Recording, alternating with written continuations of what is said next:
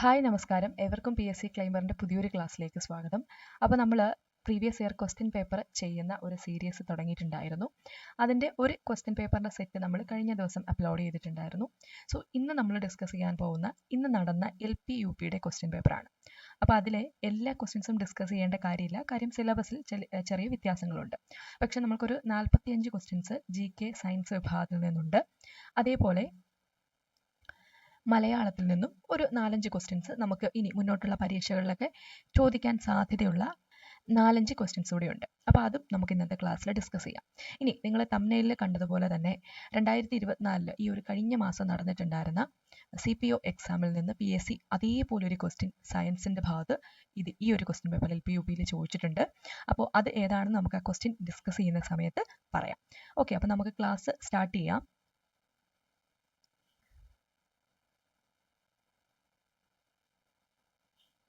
ഒന്നാമത്തെ ക്വസ്റ്റ്യൻ നോക്കിക്കേ. ഹാരപ്പൻ സംസ്കാരത്തിൽ കൃഷിയുമായി ബന്ധപ്പെട്ട് രാജസ്ഥാനിലെ കാലിബംഗനിൽ നിന്നും താഴെ പറയുന്നവയിൽ ഏതിൻ്റെ തെളിവുകളാണ് ലഭിച്ചിട്ടുള്ളത്? കറക്റ്റ് ആൻസർ വരുന്നത് ഓപ്ഷൻ ബി ആണ്, ഉഴുത വയലാണ്. ഓക്കെ, രണ്ടാമത്തെ ക്വസ്റ്റ്യൻ. വനത്തിൽ നടത്തുന്ന വെട്ടിച്ചുട്ട് കൃഷിക്ക് ബ്രിട്ടീഷുകാർ അനുമതി നിഷേധിച്ചത് മൂലം കേരളത്തിൽ ഗോത്ര ജനത ബ്രിട്ടീഷുകാർക്കെതിരെ നടത്തിയ കലാപം ഏത്? പലതവണ PSC പരീക്ഷകളിൽ ചോദിച്ചിട്ടുള്ളതാണ്. ഏതാണ്? കുറിച്യർ കലാപമാണ്. മൂന്നാമത്തേത്, മെസപ്പൊട്ടേമിയൻ ജനതയുടെ നിർമ്മാണ വൈഭവത്തിന് തെളിവായ ആരാധനാലയങ്ങൾ അറിയപ്പെടുന്ന പേര് എന്ത്? കറക്റ്റ് ആൻസർ വരുന്നത് ഓപ്ഷൻ സി ആണ്, സിഖുറാത്തുകള. അടുത്ത നാലാമത്തെ ക്വസ്റ്റ്യൻ. ഫോർവേഡ് ബ്ലോക്ക് എന്ന രാഷ്ട്രീയ പാർട്ടിക്ക് രൂപം നൽകിയ വ്യക്തി ആര്? ഇത് PSCയുടെ ഒരു റിപ്പീറ്റഡ് ക്വസ്റ്റ്യൻ ആണ്. 2023 നടന്ന ഒരു പരീക്ഷയ്ക്കും ഇതിൽ നിന്ന് ക്വസ്റ്റ്യൻ ചോദിച്ചിട്ടുള്ളതാണ്. ഓക്കെ, അപ്പോൾ ഇതിൻ്റെ കറക്റ്റ് ആൻസർ വരുന്നത് ഓപ്ഷൻ എ ആണ്, സുഭാഷ് ചന്ദ്ര ബോസ് ആണ് ഫോർവേഡ് ബ്ലോക്ക് എന്ന രാഷ്ട്രീയ പാർട്ടിക്ക് രൂപം നൽകിയത്. അപ്പോൾ സുഭാഷ് ചന്ദ്ര ബോസിൻ്റെ ആണ് ഫോർവേഡ് ബ്ലോക്ക് എന്നത് ഓർത്തിരിക്കുക. അഞ്ചാമത്തത്, സഞ്ചാര സ്വാതന്ത്ര്യത്തിനായി കേരളത്തിൽ TK മാധവന്റെ നേതൃത്വത്തിൽ നടന്ന പ്രക്ഷോഭം ഏത്? കറക്റ്റ് ആൻസർ നമുക്കറിയാം, ഏതാണ്? ഓപ്ഷൻ സി ആണ്, വൈക്കം സത്യാഗ്രഹമാണ്. അപ്പോൾ ആരുടെ നേതൃത്വത്തിലാണ് ഇത് നടന്നത്? TK മാധവന്റെ നേതൃത്വത്തിലാണ്. എന്തിനു വേണ്ടിയിട്ടാണ്? സഞ്ചാര സ്വാതന്ത്ര്യത്തിന് വേണ്ടിയിട്ടാണ്. അടുത്ത ആറാമത്തെ ക്വസ്റ്റ്യൻ. സാമൂഹ്യ പരിഷ്കർത്താവായ വാഗ്ഭടാനന്ദൻ രൂപം നൽകിയ പരിഷ്കരണ പ്രസ്ഥാനം ഏത്?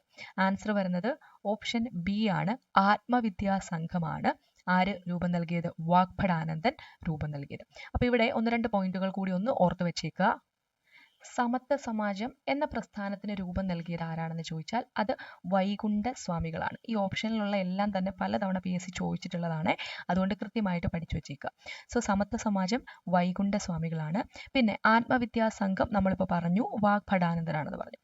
അടുത്തത് സാധുജന പരിപാലന സംഘം എന്ന പ്രസ്ഥാനത്തിന് രൂപം നൽകിയത് അയ്യങ്കാളിയാണ്. ആരാണ്? അയ്യങ്കാളിയാണ്. ദെൻ അടുത്തത്, ഈ കഴിഞ്ഞ 2023-ലും 2024-ലും ഒക്കെ PSC ചോദിച്ചിട്ടുണ്ട്, പ്രത്യക്ഷ രക്ഷാ ദൈവസഭ. ഇത് രൂപം നൽകിയത് പൊയ്കയിൽ ശ്രീ കുമാര ഗുരുദേവനാണ്. തിരിച്ചും ചോദിച്ചിട്ടുണ്ട്, പൊയ്കയിൽ ശ്രീ കുമാര ഗുരുദേവൻ രൂപം നൽകിയ സംഘടന ഏത് എന്നുള്ള രീതിയിലും ചോദിച്ചിട്ടുണ്ട്. ഓക്കെ, അപ്പോൾ സമത്വ സമാജം ആരാണ്? വൈകുണ്ഠ സ്വാമികൾ. ആത്മവിദ്യാ സംഘം വാഗ്ഭടാനന്ദൻ. സാധുജന പരിപാലന സംഘം അയ്യങ്കാളി. പ്രത്യക്ഷ രക്ഷാ ദൈവസഭ പൊയ്കയിൽ ശ്രീ കുമാര ഗുരുദേവൻ. ഏഴാമത്തെ ക്വസ്റ്റ്യൻ. 1929-ലെ ലാഹോർ സമ്മേളനത്തിന്റെ പ്രഖ്യാപനങ്ങളിൽ ഉൾപ്പെടാത്തത് താഴെ പറയുന്നവയിൽ ഏതാണ്? കറക്റ്റ് ആൻസർ വരുന്നത് ഓപ്ഷൻ സി ആണ്, സിവിൽ നിയമലംഘന സമരം പിൻവലിക്കാൻ തീരുമാനിച്ചു എന്നത് 1929-ലെ INC സമ്മേളനത്തിൽ ഉള്ള കാര്യമല്ല. അപ്പോൾ ഇവിടെ ബാക്കിയുള്ള കാര്യങ്ങളൊന്ന് പഠിച്ചു വെച്ചേക്കുക. ഒന്ന്, ആ ഡേറ്റ് ഓർത്തേക്കുക, 1929. ഈ സമയത്ത് INCയുടെ മീറ്റിംഗ് നടന്ന സ്ഥലം എവിടെയാണ്? ലാഹോർ ആണ്. ഓക്കെ, ഇനി കാര്യങ്ങൾ നോക്കാം. ജവഹർലാൽ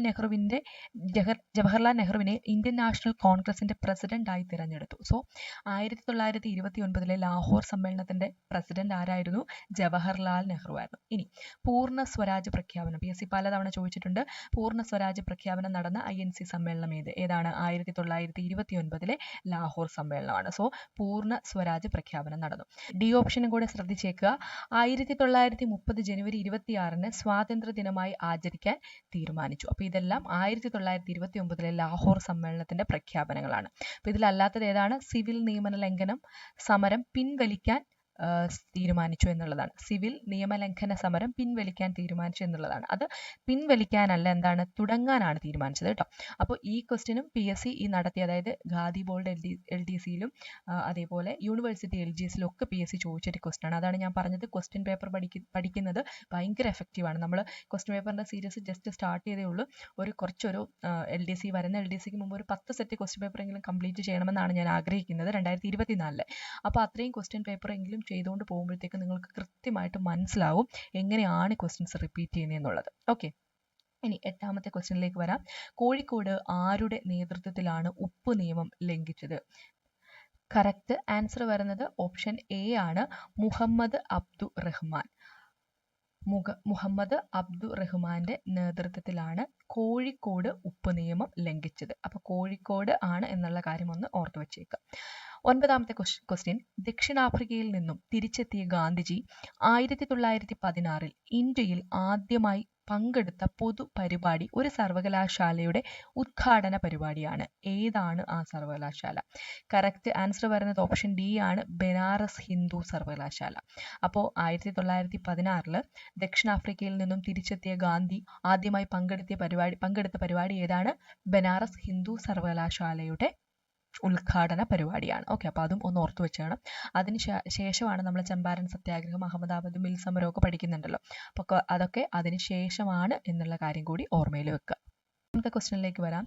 1946 പുന്നപ്ര വയലാർ സമരം തിരുവിതാംകൂറിലെ ഏത് ദിവാന്റെ ഭരണപരിഷ്കാരങ്ങൾക്കെതിരെ നടന്ന സമരമാണ്? കറക്റ്റ് ആൻസർ വരുന്നത് ഓപ്ഷൻ B ആണ്, ദിവാൻ sir CP Ramaswamy Iyer. So 1946 Punnapra Vayalar സമരം നടന്നത് എന്നുള്ള കാര്യം ഓർത്തു വെച്ചേക്കുക. ഓക്കെ, ഇനി 11ാമത്തെ ക്വസ്റ്റ്യൻ, ഇന്ത്യ വികസിപ്പിച്ച പുനരുപയോഗിക്കാവുന്ന ബഹിരാകാശ വിക്ഷേപണ വാഹനത്തിന്റെ പേരെന്ത്? കറക്റ്റ് ആൻസർ വരുന്നത് ഓപ്ഷൻ D ആണ്, പുഷ്പകാണ്. ഏതാണ്? ഓപ്ഷൻ D ആണ്, പുഷ്പകാണ് ഇന്ത്യ വികസിപ്പിച്ച പുനരുപയോഗിക്കാവുന്ന ബഹിരാകാശ വിക്ഷേപണ വാഹനം. 12ാമത്തെ ക്വസ്റ്റ്യൻ, സ്വതന്ത്രമായി ടാർഗറ്റ് ചെയ്യാവുന്ന ഒന്നിലധികം റീ എൻട്രി വെഹിക്കിളുകൾ ഘടിപ്പിച്ച ഇന്ത്യയുടെ ബാലിസ്റ്റിക് മിസൈൽ ഏത്? കറക്റ്റ് ആൻസർ വരുന്നത് ഓപ്ഷൻ A ആണ്, അഗ്നി 5 ആണ്. സോ അഗ്നി 5 ആണ് സ്വതന്ത്രമായി ടാർഗറ്റ് ചെയ്യാവുന്ന ഒന്നിലധികം റീ എൻട്രി വെഹിക്കിളുകൾ ഘടിപ്പിച്ച ഇന്ത്യയുടെ ബാലിസ്റ്റിക് മിസൈൽ എന്നുള്ള കാര്യം ഓർക്കുക. 13ാമത്തെ ക്വസ്റ്റ്യൻ, താഴെ പറയുന്നവയിൽ ഇന്ത്യയിലെ ഏറ്റവും നീളം കൂടിയ 3ാമത്തെ നദി ഏത്? കറക്റ്റ് ആൻസർ വരുന്നത് ഓപ്ഷൻ B ആണ്, കൃഷ്ണയാണ്. അപ്പോൾ ആ ഓർഡറും കൂടി ഒന്ന് ഓർത്ത് വെച്ചേക്കുക കേട്ടോ. നമുക്കറിയാം ഇന്ത്യയിലെ ഏറ്റവും നീളം കൂടിയ നദി ഏതാണ്? അത് ഗംഗയാണ്. അപ്പോൾ 1ാമത് വരുന്നത് ഗംഗയാണ്, 2ാമത് വരുന്നത് ഗോദാവരിയാണ്.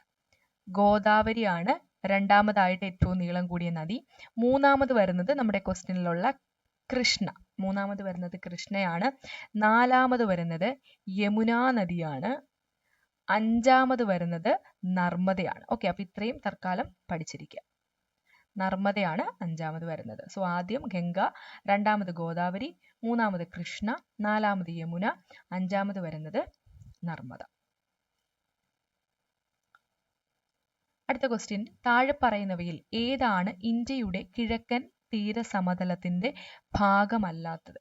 കറക്റ്റ് ആൻസർ വരുന്നത് ഓപ്ഷൻ A ആണ്, കൊങ്കൺ സമതലമാണ് കിഴക്കൻ തീരസമതലത്തിന്റെ ഭാഗമല്ലാത്തത്. 15ാമത്തെ ക്വസ്റ്റ്യൻ, രാഷ്ട്രപതിയുടെ ചുമതലകളിൽ ഉൾപ്പെടാത്ത പ്രസ്താവന ഏത്? കറക്റ്റ് ആൻസർ വരുന്നത് ഓപ്ഷൻ D ആണ്, രാജ്യസഭാ സമ്മേളനത്തിൽ അധ്യക്ഷത വഹിക്കൽ എന്താണ്? രാഷ്ട്രപതിയുടെ ചുമതലയല്ല. അപ്പോൾ ബാക്കിയൊക്കെയോ? അടിയന്തരാവസ്ഥ പ്രഖ്യാപിക്കൽ രാഷ്ട്രപതിയുടെ ചുമതലയാണ്, സർവ്വ സൈന്യാധിപൻ എന്നറിയപ്പെടുന്നത് രാഷ്ട്രപതിയാണ്, ദയാഹർജിയിൽ തീർപ്പ് കൽപ്പിക്കുന്നതും രാഷ്ട്രപതിയാണ്. ഓക്കെ, അടുത്ത ക്വസ്റ്റ്യൻ, സാമൂഹ്യ സംഘമായ കുടുംബത്തിന്റെ സവിശേഷതകളിൽ ശരി അല്ലാത്തത് ഏത്? കറക്റ്റ് ആൻസർ വരുന്നത് ഓപ്ഷൻ C ആണ്, ഔപചാരിക ബന്ധം. അപ്പോൾ ഇതൊന്നും നമ്മുടെ ഒരു സിലബസിൽ അത്ര ആവശ്യമുള്ള കാര്യമല്ലേ. LP-UPയുടെ സിലബസ് ബേസ് ചെയ്തിട്ടുള്ളതാണ്. 17ാമത്തെ ക്വസ്റ്റ്യൻ, റിസർവ് ബാങ്കിനെ കുറിച്ചുള്ള പ്രസ്താവനകളിൽ ശരിയായവ ഏതെല്ലാം? നമ്മൾ ഇതിൻ്റെയൊക്കെ SCRT പാഠഭാഗങ്ങളൊക്കെ ചെയ്തിട്ടുണ്ട്. അത് കണ്ടവർക്ക് തീർച്ചയായിട്ടും അറിയാം ഏതാണ് കറക്റ്റ് ആൻസർ. 1ഉം 2ഉം ശരിയാണ്. അതായത് ഓപ്ഷൻ ബി ആണ് only 1 and 2. 1 രൂപ നോട്ട് അച്ചടിക്കുന്നത് റിസർവ് ബാങ്ക് ആണോ? അല്ല, അത് ആരാണ്? ധനകാര്യ മന്ത്രാലയമാണ്. 18ാമത്തെ ക്വസ്റ്റ്യൻ, ബ്രഹ്മപുരം മാലിന്യ സംസ്കരണ പ്ലാന്റിലുണ്ടായ തീപിടുത്തത്തിൽ കൊച്ചി കോർപ്പറേഷന് 100 കോടി രൂപ പിഴ ചുമത്തിയ നീതിപീഠം ഏത്? കറക്റ്റ് ആൻസർ വരുന്നത് ഓപ്ഷൻ സി ആണ്, ദേശീയ ഹരിത ട്രിബ്യൂണലാണ്. നമ്മൾ അതിനെപ്പറ്റിയൊക്കെ പത്രങ്ങളിൽ വായിച്ചിട്ടുണ്ടാവുമല്ലോ. അടുത്തത്, 2023 ഉദ്ഘാടനം ചെയ്യപ്പെട്ട ഉത്കല ആഭ്യന്തര വിമാനത്താവളം ഏത് സംസ്ഥാനത്താണ്? കറക്റ്റ് ആൻസർ വരുന്നത് ഓപ്ഷൻ എ ആണ്, ഒഡീഷയിലാണ് ഉത്കല ആഭ്യന്തര വിമാനത്താവളം 2023 ഉദ്ഘാടനം ചെയ്തത്. ഇനി 20ാമത്തെ ക്വസ്റ്റ്യൻ, പ്രകാശവർഷം എന്ന യൂണിറ്റ് ഉപയോഗിച്ച് അളക്കുന്നതെന്ത്? കറക്റ്റ് ആൻസർ വരുന്നത് ഓപ്ഷൻ ഡി ആണ്, ദൂരം അളക്കാനാണ് പ്രകാശവർഷം ഉപയോഗിക്കുന്നത്. അപ്പം ഞാൻ പറഞ്ഞല്ലോ, തൊട്ട് മുന്നത്തെ മാസം, അതായത് കഴിഞ്ഞ മാസം ജൂൺ മാസത്തിൽ നടന്ന ഒരു പരീക്ഷയിൽ PSC ചോദിച്ചു എന്ന് പറഞ്ഞല്ലോ. ആ ക്വസ്റ്റ്യൻ ഞാൻ കാണിച്ചു തരാം. കണ്ടോ, 37ാമത്തെ ക്വസ്റ്റ്യൻ കണ്ടോ. 37ാമത്തെ ക്വസ്റ്റ്യൻ, പ്രകാശവർഷം എന്നത് ഏതിൻ്റെ യൂണിറ്റ് ആണ്? പ്രകാശവർഷം എന്നത് ഏതിൻ്റെ യൂണിറ്റ് ആണ്? ദൂരത്തിൻ്റെ യൂണിറ്റ് ആണ്. അവിടെ കറക്റ്റ് ആൻസർ വരുന്നത് ഓപ്ഷൻ ഡി ആണ്, ദൂരമാണ്. കണ്ടോ, ആ സെയിം ക്വസ്റ്റ്യൻ തന്നെയാണ് PSC ഇപ്പോൾ നടന്ന, അതായത് LP-UPയിലും ചോദിച്ചിട്ടുള്ളത്. അപ്പോൾ തൊട്ട് മുന്നേ നടന്ന പരീക്ഷ വരെ നമ്മൾ അത്രയും ഇമ്പോർട്ടൻസ് കൊടുത്ത് പഠിക്കേണ്ടതുണ്ട് എന്ന് മനസ്സിലാക്കുക കേട്ടോ. ഓക്കെ, അപ്പോൾ അടുത്തത് 21ാമത്തെ ക്വസ്റ്റ്യൻ, തന്നിരിക്കുന്ന കാന്തത്തിന് താഴെ പറയുന്നവയിൽ ഏതാണ് ശരി? 21ാമത്തെ ക്വസ്റ്റ്യൻ്റെ ആൻസർ വരുന്നത് ഓപ്ഷൻ ബി ആണ്, 2 ധ്രുവങ്ങൾക്കും തുല്യ ശക്തിയാണ്. ഇത് തന്നിരിക്കുന്നതിൽ കാന്തത്തിന് താഴെ പറയുന്നതിൽ ഏതാണ് ശരി എന്നുള്ള രീതിയിലാണ്, കാന്തവുമായിട്ട് ബന്ധപ്പെട്ട സ്റ്റേറ്റ്മെന്റ് ഏതാണ് കറക്റ്റ് ആയിട്ടുള്ളതെന്നാണ്. 2 ധ്രുവങ്ങൾക്കും തുല്യ ശക്തിയാണ് എന്നുള്ളതാണ് ശരിയായിട്ടുള്ള പ്രസ്താവന. 22ാമത്തെ ക്വസ്റ്റ്യൻ, ഒഴുകുന്ന ദ്രാവകത്തിലെ ഘർഷണമാണ് ഏതാണ്? വിസ്കോസിറ്റി ആണ്. ഒഴുകുന്ന ദ്രാവകത്തിനുള്ള ഘർഷണമാണ് വിസ്കോസിറ്റി. ഇനി അടുത്തതോ 23ാമത്തെ ക്വസ്റ്റ്യൻ, ഒരു കാറ് 5 സെക്കൻഡിനുള്ളിൽ അതിൻ്റെ പ്രവേഗം 18 km/h നിന്ന് 36 km/h ആക്കുന്നു. അങ്ങനെയെങ്കിൽ m/s² അതിൻ്റെ ത്വരണം എത്ര? ത്വരണം എന്ന് പറഞ്ഞാൽ എന്താണ്? ആക്സിലറേഷൻ എത്ര എന്നാണ് ചോദിച്ചിട്ടുള്ളത്. അപ്പോൾ ഇത് ചെയ്യേണ്ട രീതിയും കൂടെ ഞാൻ ജസ്റ്റ് ഒന്ന് മെൻഷൻ ചെയ്ത് പോവാമേ. അതായത് ഇവിടെ തന്നിട്ടുള്ളത് ഫൈനൽ വെലോസിറ്റി എന്ന് പറയുന്നത്, അതായത് V എന്ന് പറയുന്നത് എത്രയാണ്? V = 36 km/h ആണ്. അതേപോലെ ഇനീഷ്യൽ വെലോസിറ്റി U എന്ന് പറയുന്നത് 18 km/h ആണ്. ഓക്കെ, ടൈം കൊടുത്തിട്ടുള്ളത് എത്രയാണ്? 5 സെക്കൻഡുമാണ്. ഇനി ആദ്യം നമുക്ക് ഇനിഷ്യൽ വെലോസിറ്റിയും ഫൈനൽ വെലോസിറ്റിയും കിടക്കുന്നത് km/h എന്ന യൂണിറ്റിലാണ്. അത് നമുക്ക് എന്തിലേക്ക് മാറ്റണം? m/s മാറ്റണം അല്ലേ. m/s മാറ്റാൻ എന്ത് ചെയ്താൽ മതി? അപ്പോൾ ഇവിടെയാണെങ്കിൽ U = 18 × 5/18 ചെയ്താൽ മതി. അപ്പോൾ 5/18 ചെയ്ത് കഴിഞ്ഞാൽ എന്ത് കിട്ടും? 18 × 5 എന്ന് പറഞ്ഞാൽ 90 വരും. /18 എന്ന് പറയുമ്പോൾ എത്ര വരും? കറക്റ്റ് ആൻസർ 5 ആണ്. ഇനിഷ്യൽ വെലോസിറ്റി 5 m/s വരും. ഓക്കെ, അതേപോലെ നമുക്ക് ഫൈനൽ വെലോസിറ്റി വിയും കണ്ടുപിടിക്കാം. V എന്ന് പറയുമ്പോൾ എങ്ങനെ വരും? 36 × 5/18 വരും. സോ 36 × 5/18 എന്ന് പറഞ്ഞാൽ 10 m/s വരും. ഓക്കെ, അപ്പോൾ ഇനി എന്ത് ചെയ്താൽ മതി? ഇനി നമ്മുടെ ഇക്വേഷൻ ഇട്ട് കൊടുക്കുക. അതായത് V എന്ന് പറഞ്ഞാൽ U+AT. ഇതൊക്കെ SCRTയിൽ ഉള്ളതാണ് കേട്ടോ, കൃത്യമായിട്ട് SCRT പറഞ്ഞിട്ടുള്ളതാണ്. നിങ്ങൾക്ക് സയൻസ് സബ്ജക്റ്റുകളുടെ ക്ലാസ് വേണമെങ്കിൽ നമുക്ക് മുന്നോട്ട് ഈ ഒരു സീരീസ് ഒക്കെ, ഇപ്പോൾ നമ്മൾ കോൺസ്റ്റിറ്റ്യൂഷൻ്റെ സീരീസ് ഏകദേശം 3-4 ദിവസങ്ങൾ കൊണ്ട് തീരും. അതേപോലെ ഇത് കണ്ടിന്യൂ ചെയ്ത് പോകുന്നുണ്ടല്ലോ. അപ്പോൾ അത് തീർന്നു കഴിഞ്ഞാൽ നിങ്ങൾക്ക് ടഫായിട്ടുള്ള ടോപ്പിക് ഏതാണെന്ന് പറയുവാണെങ്കിൽ സയൻസ് അതേപോലെ ടോപ്പിക്കുകൾ എടുത്തു തരാം കേട്ടോ. അപ്പോൾ ഇവിടെ V = U+AT. ഇവിടുന്ന് നമുക്ക് വേണ്ടത് ഏതാണ്? ആക്സിലറേഷൻ A ആണ് കണ്ടുപിടിക്കേണ്ടത്. അപ്പോൾ നമുക്ക് Aനെ തന്നെയാക്കി ആദ്യം എടുക്കണം. അപ്പോൾ എന്ത് ചെയ്യണം? V - U = AT. അപ്പോൾ അതിൽ നിന്ന് A കിട്ടുമല്ലോ. A = V - U/T എന്ന് വരും അല്ലേ. അപ്പോൾ V നമ്മൾ കണ്ടുപിടിച്ചു 10 -U 5 /T എന്ന് പറഞ്ഞാൽ 5. അപ്പോൾ 10 - 5 എന്ന് പറഞ്ഞാൽ 5. 5/5 = 1. കണ്ടോ, നമ്മുടെ ആൻസർ വന്നിരിക്കുന്നത് ഓപ്ഷൻ സി ആണ് കറക്റ്റ് ആൻസർ ആയിട്ട് PSC കൊടുത്തിട്ടുള്ളത്. ഓപ്ഷൻ സി എന്താണ്? 1 ആണ് ആൻസർ വന്നിരിക്കുന്നത്.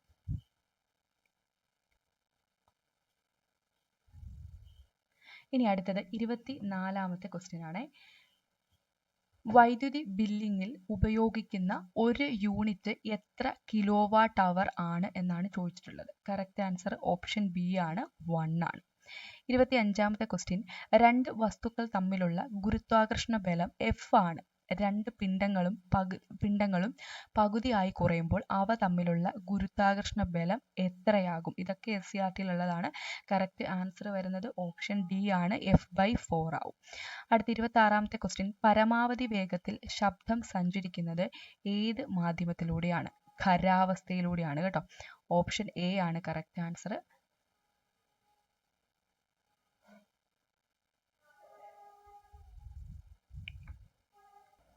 27ാമത്തെ ക്വസ്റ്റ്യൻ, റിഫ്രാക്റ്റീവ് ഇൻഡെക്സിന്റെ SI യൂണിറ്റ് SCERT-യിൽ കൊടുത്തിട്ടുള്ളതാണ്. SI യൂണിറ്റ് ഉണ്ടോ? ഇല്ല.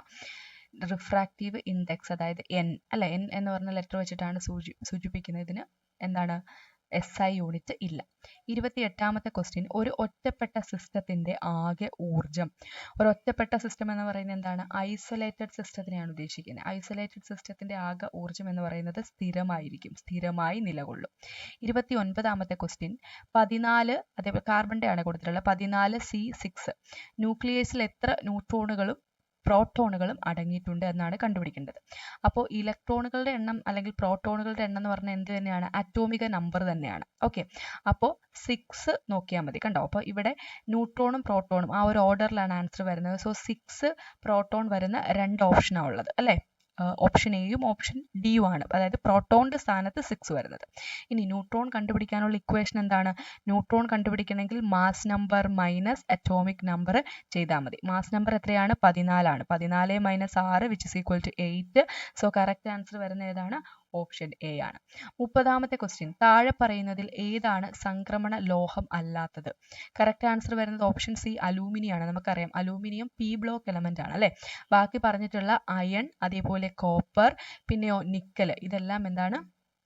D block element. D block എലമെന്റുകളെയാണ് സംക്രമലോഹം അല്ലെങ്കിൽ ട്രാൻസിഷൻ മെറ്റൽസ് എന്ന് വിളിക്കുന്നത്. അപ്പോൾ എപ്പോഴും കെമിസ്ട്രിയിലെ ആ ഒരു പീരിയോഡിക് ടേബിൾ ആദ്യത്തെ ഒരു 30 എലമെന്റ്സ് എങ്കിലും നിങ്ങൾ പഠിച്ചു വെച്ചിട്ടുണ്ടെങ്കിൽ ഇത്തരത്തിലുള്ള ഏത് ക്വസ്റ്റ്യൻ വന്നാലും നമുക്കതിന് അറ്റൻഡ് ചെയ്യാൻ പറ്റും. അടുത്ത 31ാമത്തെ ക്വസ്റ്റ്യൻ, അന്തരീക്ഷമർദ്ദം 1 ബാർ ആണെങ്കിൽ ഏത് താപനിലയിലാണ് വെള്ളം തിളയ്ക്കുന്നത്? സോ അന്തരീക്ഷ മർദ്ദം 1 ബാർ ആണെങ്കിൽ വെള്ളം തിളയ്ക്കുന്നത് 99.6 ഡിഗ്രി സെൽഷ്യസിലാണ്. 99.6 ഡിഗ്രി സെൽഷ്യസിലാണ്. 32ാമത്തെ ക്വസ്റ്റ്യൻ, മിനറൽ ആസിഡ്സിൽ നിന്ന് ഹൈഡ്രജൻ വാതകത്തെ സ്വതന്ത്രമാക്കാൻ സാധിക്കാത്ത ലോഹമേത്? കറക്റ്റ് ആൻസർ വരുന്നത് ഓപ്ഷൻ ഡി കോപ്പർ ആണ്. ബാക്കി സിങ്ക്, അലൂമിനിയം, ക്രോമിയം ഇതിനെല്ലാത്തിനും സാധിക്കുന്നതാണ്. അടുത്ത 33ാമത്തെ ക്വസ്റ്റ്യൻ, ഹോമോലോഗസ് സീരീസിലെ തുടർച്ചയായ അംഗങ്ങൾ ഡാഷ് ഗ്രൂപ്പിനാൽ വ്യത്യാസപ്പെട്ടിരിക്കുന്നു. 10ാം ക്ലാസ്സിലെ SCERT പാഠഭാഗത്തിൽ ഓർഗാനിക് സംയുക്തങ്ങളും അതേപോലെ ഓർഗാനിക് കെമിസ്ട്രിയുടെ ഇൻട്രൊഡക്ഷൻ ആയിട്ട് വരുന്ന ഒരു ചാപ്റ്റർ ഉണ്ട്. ലാസ്റ്റ് 1-2 ചാപ്റ്റേഴ്സ് ആണ് ഓർഗാനിക് വരുന്നത്. അതിൽ കൃത്യമായിട്ട് എടുത്ത് പറഞ്ഞിട്ടുണ്ട് ഹോമോലോഗസ് സീരീസിനെ പറ്റി, ആൽക്കൈനുകളെ പറ്റി ഒക്കെ പറഞ്ഞിട്ടുണ്ട്. സോ കറക്റ്റ് ആൻസർ വരുന്നത് ഓപ്ഷൻ എ ആണ്. ഇനി അടുത്തത്, മാലക്കൈറ്റിൽ നിന്ന് വേർതിരിച്ചെടുക്കാൻ കഴിയുന്ന ലോഹം ഏത്? കറക്റ്റ് ആൻസർ വരുന്നത് സി ആണ്, കോപ്പർ ആണ്. അതായത് ക്വസ്റ്റ്യൻ ചോദിച്ചിരിക്കുന്നത് മാലക്കൈറ്റ് ഏതിന്റെ അയിരാണ് എന്നുള്ളതാണ്. സിമ്പിളായിട്ട് പറഞ്ഞാൽ ഏതിന്റെ അയിരാണ്? കോപ്പറിന്റെ അയിരാണ് മാലക്കൈറ്റ്. അടുത്തത്, ദഹനത്തെ സഹായിക്കുന്ന ആമാശയത്തിൽ കാണപ്പെടുന്ന ആസിഡ് ഏതാണ്? ഹൈഡ്രോക്ലോറിക് ആസിഡ് ആണ്. ഹൈഡ്രോക്ലോറിക് ആസിഡിന്റെ ഫോർമുലയും കൂടെ ഓർത്തു വെച്ചോ, HCl ആണ്. സൾഫ്യൂരിക് ആസിഡിന്റെ ഫോർമുല എന്താണ്? H2SO4 ആണ്. ഫോസ്ഫോറിക് ആസിഡ് ആണെങ്കിലോ H3PO4 ആണ്. അസറ്റിക് ആസിഡ് ആണെങ്കിലോ CH3COH ആണ്. ഇപ്പോൾ കെമിക്കൽ ഫോർമുലകളും PSC ചോദിച്ചു കാണാറുണ്ട്. അടുത്ത 36ാമത്തെ ക്വസ്റ്റ്യൻ, വൈദ്യചികിത്സയിൽ ഇൻട്രാവീനസ് കുത്തിവയ്പ്പിനായി ഉപയോഗിക്കുന്നത് എത്ര ഗാഢതയുള്ള ഉപ്പുലായനിയാണ്? കറക്റ്റ് ആൻസർ വരുന്നത് ഓപ്ഷൻ സി ആണ്, 0.9% ഗാഢതയുള്ള ഉപ്പ് ലായനിയാണ് ഉപയോഗിക്കുന്നത്. 37ാമത്തെ ക്വസ്റ്റ്യൻ, താഴെ പറയുന്നവയിൽ ഏത് ഘടകമാണ് ഒരു രാസപ്രവർത്തനത്തിന്റെ വേഗതയെ ബാധിക്കാത്തത്? കറക്റ്റ് ആൻസർ വരുന്നത് ഓപ്ഷൻ ഡി ആണ്, അഭികാരത്തിന്റെ നിറം എന്താണ്? രാസപ്രവർത്തനത്തിന്റെ വേഗതയെ ബാധിക്കുന്നില്ല. ബാക്കി കാര്യങ്ങൾ, അതായത് രാസപ്രവർത്തനത്തിന്റെ ആ ഒരു സ്പീഡിനെ അഫക്റ്റ് ചെയ്യുന്ന ബാക്കി കാര്യങ്ങളാണ് അഭികാരത്തിന്റെ ഗാഢത, അതായത് കോൺസെൻട്രേഷൻ, പ്രകാശത്തിന്റെ സാന്നിധ്യം, അതേപോലെ തന്നെ താപനില. 38ാമത്തെ ക്വസ്റ്റ്യൻ ന്യൂക്ലിയോടൈഡുകളുടെ ക്രമീകരണം പരിശോധിക്കുന്ന സാങ്കേതിക വിദ്യ ഏത്? കറക്റ്റ് ആൻസർ വരുന്നത് ഓപ്ഷൻ ഡി ആണ്. DNA പ്രൊഫൈലിംഗ് വഴിയാണ് ന്യൂക്ലിയോടൈഡുകളുടെ ക്രമീകരണം പരിശോധിക്കുന്നത്. 39ാമത്തെ ക്വസ്റ്റ്യൻ മനുഷ്യന്റെ ആദ്യ പാലിൽ, അതായത് മനുഷ്യന്റെ ആദ്യ പാലിനെ അറിയപ്പെടുന്നത് കൊളസ്ട്രം എന്നാണ്. ഇതിൽ ഏറ്റവും കൂടുതലായി അടങ്ങിയിരിക്കുന്ന ഇമ്മ്യൂണോഗ്ലോബുലിൻ ഏതാണ്? കറക്റ്റ് ആൻസർ വരുന്നത് ഓപ്ഷൻ എ ആണ്. IgA ആണ്. മനുഷ്യന്റെ ആദ്യ പാൽ, അതായത് കൊളസ്ട്രത്തിൽ ഏറ്റവും കൂടുതൽ അടങ്ങിയിട്ടുള്ള ഇമ്മ്യൂണോഗ്ലോബുലിൻ IgA ആണ്. 40ാമത്തെ ക്വസ്റ്റ്യൻ ഹരിതകത്തിൽ സൂര്യപ്രകാശത്തെ ആഗിരണം ചെയ്യാൻ കഴിവുള്ള വർണ്ണകങ്ങൾ കാണപ്പെടുന്ന ഭാഗം. ഓപ്ഷൻ ബി ആണ് കറക്റ്റ് ആൻസർ. ഗ്രാനയാണ്.